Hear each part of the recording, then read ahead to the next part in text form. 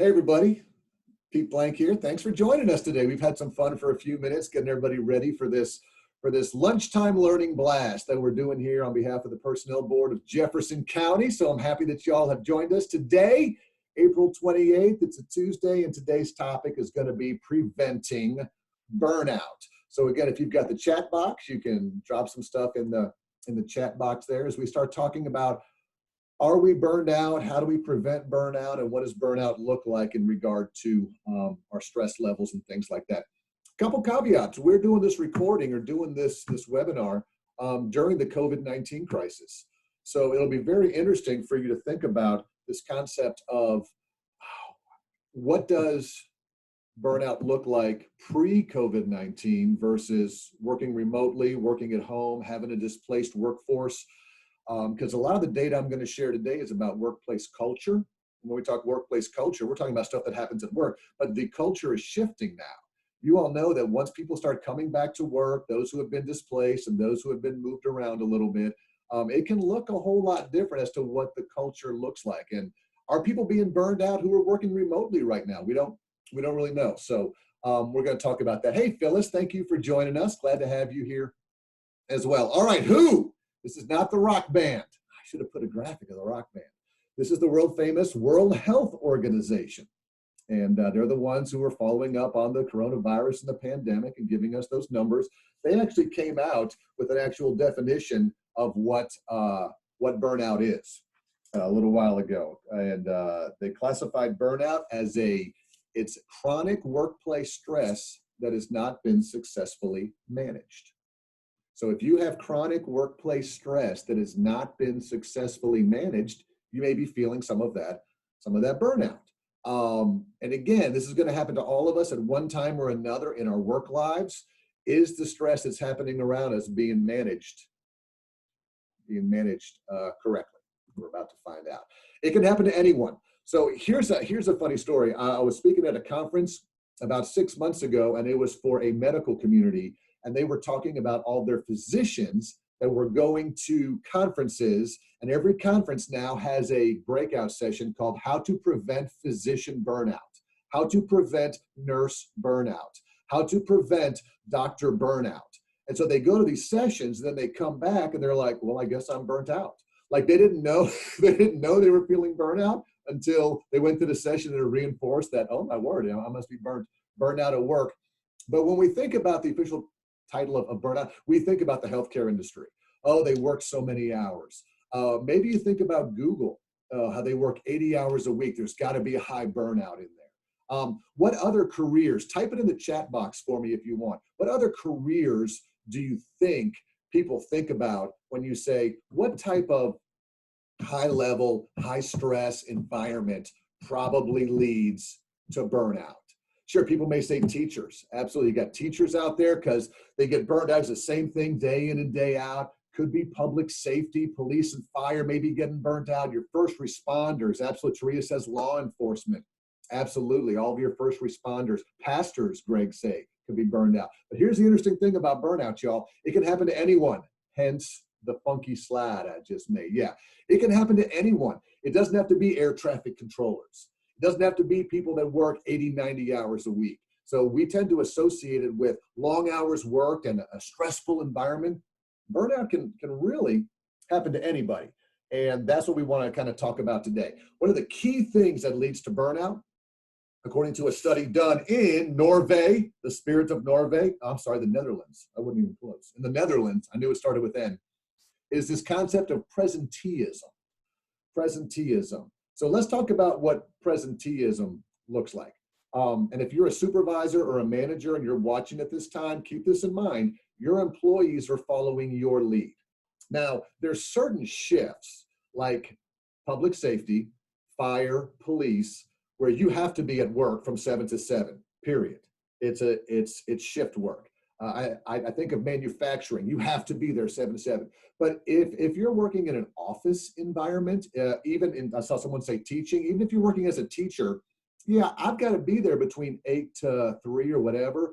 But if my principal, my boss, my supervisors always stay until 5, well, I better stay till 5. Hey, my supervisor is not taking a lunch. I guess I better not take a lunch. Hey, my supervisor. And so you start mirroring the traits of the supervisor, and that becomes presenteeism, which what we also used to call FaceTime. I'm just going to put in FaceTime. I want to go home, but I hate leaving every day before the boss leaves. That doesn't look bad. That's a horrible way, and it can lead to burnout. It's a horrible way to lead. So I want y'all to be really careful with that, because again, when you talk about presenteeism cultures, they've been linked to higher rates of burnout. People start coming to work when they're sick. They'll overwork. They'll stay longer than they're supposed to. Their families start suffering. So this idea of presenteeism can really lead to burnout as well. Now, I know in certain, like I said, certain locations, you have to be there all the time, but be careful about those industries where you don't have to be. Here's some numbers. These come from OC Tanner. You do not have to write these down, but I'll just share with you what some of the costs of burnout are. According to the 2020 Global Culture Report, 79% of employees are experiencing some type of burnout right now.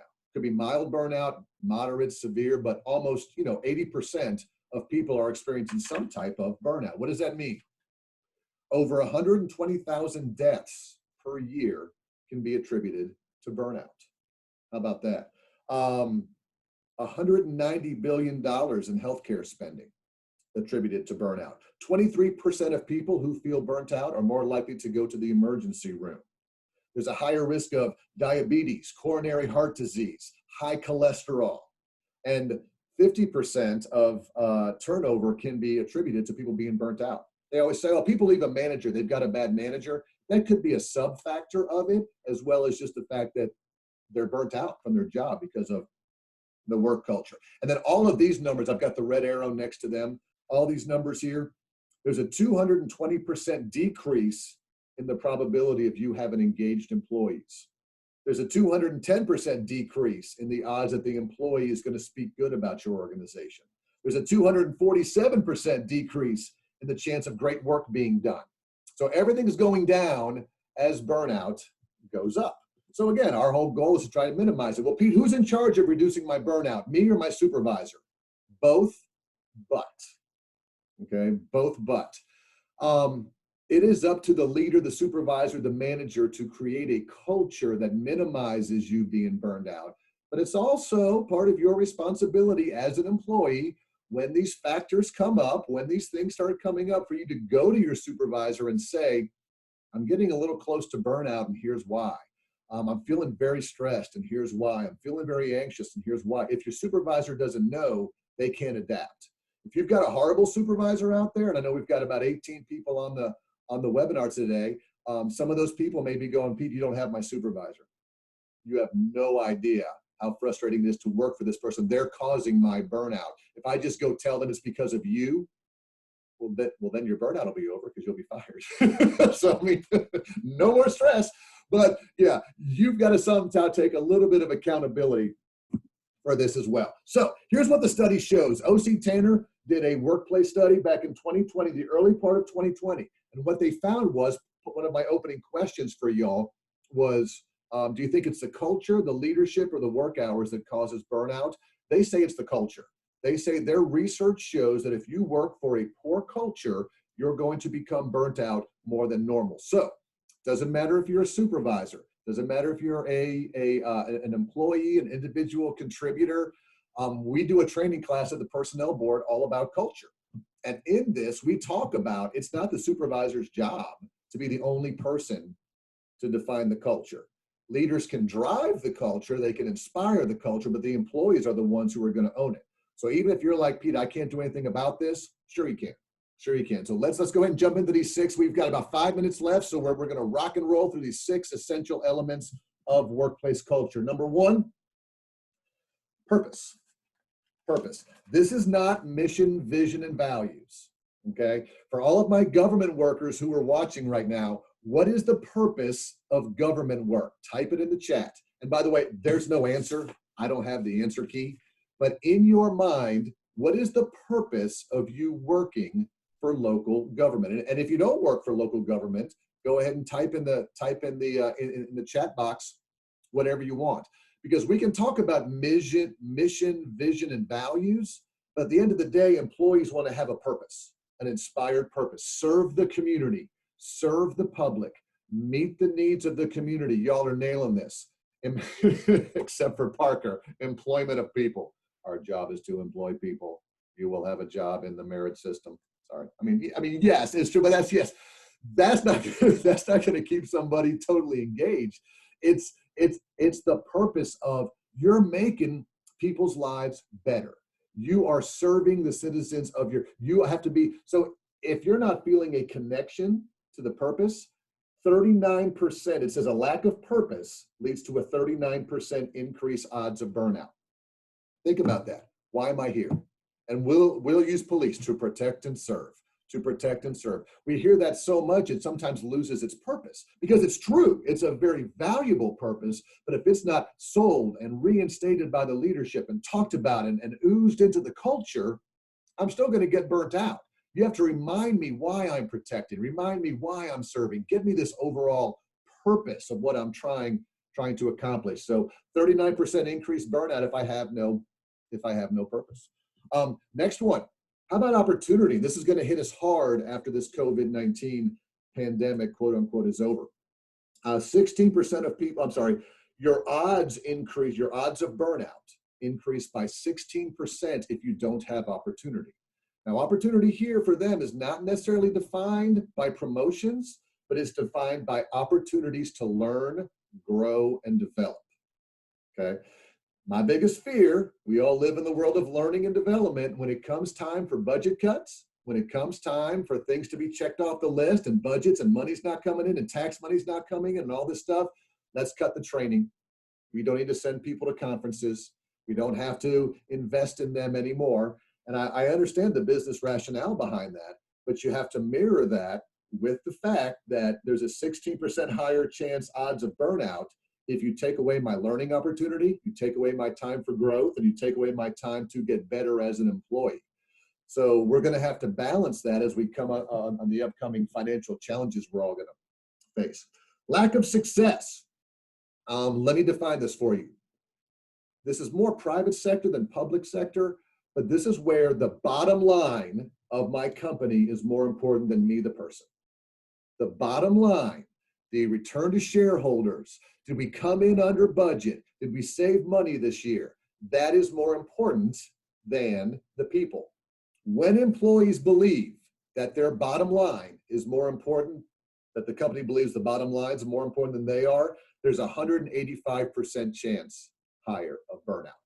So you can imagine what's going on right now. You know, I used to work at Walt Disney World. All of my friends down there, 60,000 of them are furloughed right now. And then all this challenge about how much does the CEO make and how much is this and how much is that? And could we use that? Well, we got to make sure we take care of our shareholders and the employees at the same time.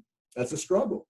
That's a struggle because mentally you're saying the company's putting its financial needs ahead of me, the person, and that can lead to a little bit of burnout. So you want to be careful with that. Next one, recognition. If I don't receive the accurate recognition that I need, my chances for my odds of burnout increase by 48%.